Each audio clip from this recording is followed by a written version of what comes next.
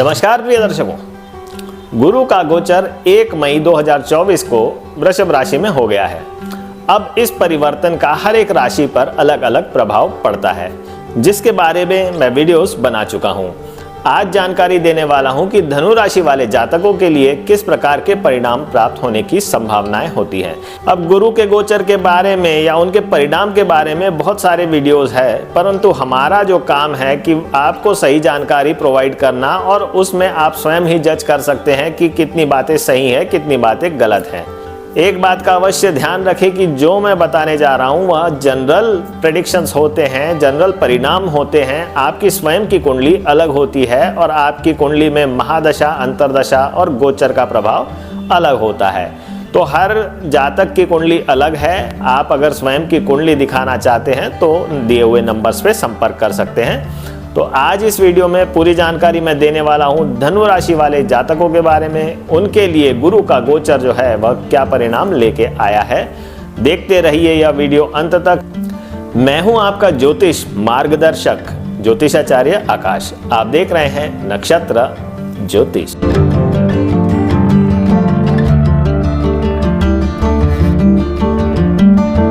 सर्वप्रथम देखते हैं कि चार्ट जो है क्या कहता है। तो धनु राशि का हम चार्ट बना लेते हैं और धनु राशि में राशि के क्रम के अनुसार पूरे के पूरे राशियों को रख दिया जाता है। इस चार्ट में आप देखिए, अब जो चंद्रमा जहां 9 नंबर का है वह है धनु राशि। तो वहां से हम गिनेंगे कि वृषभ राशि में गुरु का प्लेसमेंट कैसा है। तो चंद्र लग्न को एक भाव मान लेते हैं, प्रथम भाव, उसके अनुसार आप गिनेंगे तो 9, 10, 11, 12, 1 और 2, यानी कि छठे नंबर पे गुरु का गोचर हो रहा है। तो गुरु का प्लेसमेंट हमने कर दिया है छठे नंबर पे, यानी कि वृषभ राशि पे। आज हम देखेंगे कि इसके किस तरीके से परिणाम प्राप्त होने वाले हैं धनु राशि वाले जातकों के लिए। तो सर्वप्रथम देखेंगे कि धनु राशि में कौन कौन से डिपार्टमेंट गुरु के पास है। अब गुरु के पास आप देखिएगा कि भाई धनु राशि है तो सर्वप्रथम तो लग्न का ही डिपार्टमेंट उसके पास आ गया है। उसके उपरांत मीन राशि है। तो मीन राशि यानी कि आप देखिए चार्ट में तो यह चतुर्थ भाव हो जाता है। तो 1 और 4 भाव तो हो ही गए, साथ ही साथ 6 नंबर जो है वह भी एक्टिवेट हो जाएगा क्योंकि यह छठे भाव में है। तो इस प्रकार से 6, 1 और 4 यह तीनों भाव एक्टिवेट हो चुके हैं। अब 6, 1 और 4 का एक कंबाइंड इफेक्ट क्या होता है, पहले हम वह चर्चा कर लेते हैं। उसके उपरांत हर एक भाव पे जाएंगे और किस प्रकार से परिणाम मिलेंगे।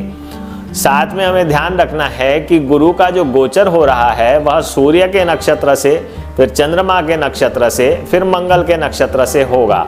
अब इसमें इस बात का ध्यान रखिए कि सूर्य जो है वह भाग्य भाव का स्वामी हो जाता है, तो या तो अच्छे परिणाम देगा, साथ ही साथ आपकी जन्म कुंडली में सूर्य का प्लेसमेंट कैसा है वह भी ध्यान रखना पड़ेगा।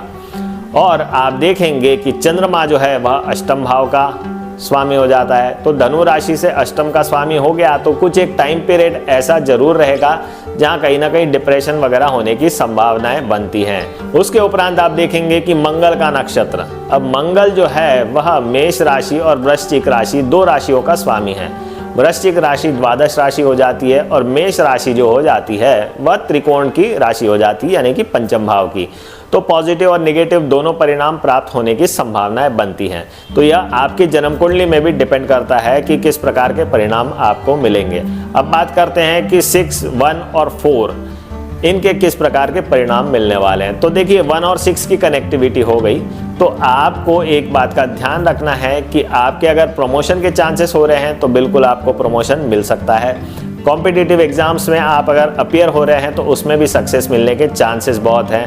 4 और 6 है तो कहीं ना कहीं रेंटल इनकम आपकी बढ़ेगी, इस बात का भी आप ध्यान रखें। वाहन से थोड़ा सावधान रहिएगा क्योंकि वाहन से कहीं ना कहीं दुर्घटना होने के चांसेस बन सकते हैं, तो सावधानी पूर्वक आप अपना वाहन चलाएं। परंतु यह योग आपके जन्म कुंडली में भी होना चाहिए, तभी यह होगा, अदरवाइज ऐसा कोई घटित नहीं होता। नहीं तो हर एक धनु राशि वाले के एक्सीडेंट होने चाहिए, ऐसा पॉसिबल नहीं है। साथ ही साथ अब देखेंगे 1 और 6 है तो 1 और 6 यानी कि गुरु से संबंधित किसी प्रकार के आपको रोग होने की संभावनाएं बनती है। जैसा कि मैं वीडियोस में पहले ही बता चुका हूं, लीवर से संबंधित, मोटापे से संबंधित, कोलेस्ट्रॉल से संबंधित प्रॉब्लम होते ही हैं। पित्त विकार जो है वह भी गुरु से ही संबंध रखता है। तो इस प्रकार के परिणाम जब 6th हाउस, 4th हाउस और 1st हाउस एक्टिवेटेड होंगे तो हमें मिलने की संभावनाएं बनती है। साथ ही साथ आप देखिएगा कि 1 और 4 का इन्वॉल्वमेंट है तो पढ़ाई में आप अच्छे रहेंगे, पढ़ाई आपकी अच्छी होने वाली है, घर का सुख भी आपको अच्छा खासा मिल सकता है और ज़मीन जायदाद भी आप परचेज कर सकते हैं, क्योंकि गुरु जो है वह आपको एक अच्छी उपजाऊ ज़मीन दिलवा सकता है। क्योंकि गुरु के टाइम पीरियड में अगर आप ज़मीन वगैरह लेते हैं तो वह अच्छी ही मिलेगी। ज़मीन वगैरह आप खरीद रहे हैं तो उसमें ध्यान रखिएगा कहीं ना कहीं कोई लोन का प्रॉब्लम तो नहीं है, क्योंकि 1, 4 और 6 है तो लोन रिलेटेड भी किसी न किसी प्रकार की दिक्कतें आती है। लोन भी सैंक्शन हो जाएंगे धनु राशि वालों को अगर वह लेना चाहते हैं तो यह एक कंबाइंड इफेक्ट है 6, 1 और 4 हाउसेस के। अब बात करते हैं कि भाई किस प्रकार के अन्य परिणाम प्राप्त होने वाले हैं। तो सबसे पहले देखेंगे कि लग्न का हिसाब क्या है। लग्न आपका शरीर है, आपका स्वास्थ्य है, चंद्र राशि आपकी धनु है तो आपका मन भी हो जाएगा। अब 6वें भाव के साथ संबंध है तो थोड़ा कहीं ना कहीं डिप्रेशन, एंजाइटी डिसऑर्डर्स आने की संभावनाएं बनती है। कहीं ना कहीं किसी न किसी प्रकार के छुटपुट रोग होते रहेंगे। यह गुरु जो है यह बहुत ज़्यादा खास रिजल्ट देने वाला तो नहीं है, परंतु आपको नौकरी अच्छी दिलवा देगा। नौकरी के साथ साथ आपको अगर तरक्की के चांसेस हैं आपके चार्ट में, आपकी गुरु की अंतर्दशा चल रही हो या महादशा चल रही हो तो बिल्कुल आपको तरक्की मिलने के चांसेस बनते ही हैं। तरक्की बिल्कुल आपकी संभव हो सकती है, इस बात का आपको ध्यान रखना है। कुछ उपाय अवश्य करने हैं। अगर रोग कुछ ज़्यादा बढ़ गए हो तो आप पीपल पर जल चढ़ाएं, पुखराज रत्न धारण कर लें तो बहुत अच्छा रहेगा। अब बात करते हैं कि किस प्रकार से अन्य परिणाम प्राप्त होने वाले हैं गुरु के। अब गुरु की दृष्टि आप देखिएगा 6वें भाव से यह 10म भाव पे दृष्टि डालेगा।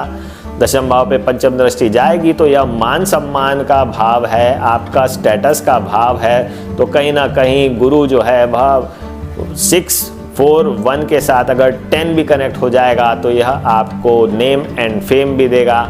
आपका सामाजिक स्तर जो है वह अच्छा करेगा और आपका बहुत नाम होगा, आप यशस्वी रहोगे, आपको यश मिलने वाला है। अगर आप इलेक्शन वगैरह में खड़े होते हैं, धनु राशि वाले जातक हो तो इलेक्शन में भी आपके चांसेस बहुत अच्छे रहने वाले हैं। अब बात करते हैं कि गुरु की 7म दृष्टि कहाँ जाएगी तो यह द्वादश भाव में जाएगी। तो जो जातक विदेश की तैयारियां कर रहे हैं, विदेश में नौकरी के लिए जाने के इच्छुक है तो उनके लिए भी बिल्कुल संभावनाएं बहुत अच्छी रहेगी, इस बात का ध्यान रखें। हॉस्पिटलाइज भी हो सकते हैं क्योंकि 6वां भाव और 12th हाउस जो है या कहीं ना कहीं हॉस्पिटलाइजेशन भी शो करता है। इन्वेस्टमेंट भी बहुत शो करेगा। 4 और 12 का इन्वॉल्वमेंट हो जाएगा तो आपको ज़मीन जायदाद में इन्वेस्ट करने की कहीं ना कहीं संभावनाएं दिख रही है और लोन ज़रूर आपको मिल जाएगा, जैसा कि मैं पहले ही कह चुका हूँ। अब बात करते हैं इसकी 9वीं दृष्टि कहाँ जा रही है। तो 9वीं दृष्टि आपके द्वितीय भाव पे जाएगी। द्वितीय भाव आपके धन, परिवार और कुटुंब का भाव है। तो धन परिवार में किसी न किसी प्रकार से आपको अच्छा ही फायदा मिलने वाला है। धन में वृद्धि होने की संभावनाएं बनी रहेंगी। घर परिवार में वृद्धि हो सकती है। आपकी वाणी में सच्चाई हो सकती है। आप धर्म ग्रंथों का अध्ययन कर सकते हैं। और अगर धनु राशि वाले आप जातक हो और कहीं ना कहीं किसी न किसी प्रकार के धर्म प्रचारक हो तो आपको बहुत नेम एंड फेम मिलने वाली है। तो धनु राशि वाले जातकों के लिए इस प्रकार से पूरा का पूरा गुरु का गोचर रहेगा। आपको यह जानकारी कैसी लगी? अगर यह जानकारी किसी भी प्रकार से आपके काम आती है तो लाइक, शेयर और कमेंट अवश्य करें। और आप मेरे वीडियो को पहली बार देख रहे हैं तो चैनल को सब्सक्राइब करना ना भूलें। आपके जीवन में कुछ समस्याएं चल रही है जो कि ज्योतिष के माध्यम से हल हो सकती है तो आप हमसे संपर्क कर सकते हैं। साथ ही साथ आपको रत्न, रुद्राक्ष या यंत्र चाहिए, सब ऑथेंटिक चाहिए तो भी आप हमारे से संपर्क करें। हर वस्तु हमारे यहाँ जो मिलेगी, जो रत्न रुद्राक्ष आपके लिए भेजा जाएगा वह ओरिजिनल होगा, नेचुरल होगा और सर्टिफाइड रहेगा। तो आज के लिए इतना ही प्रिय दर्शकों। जय भारत।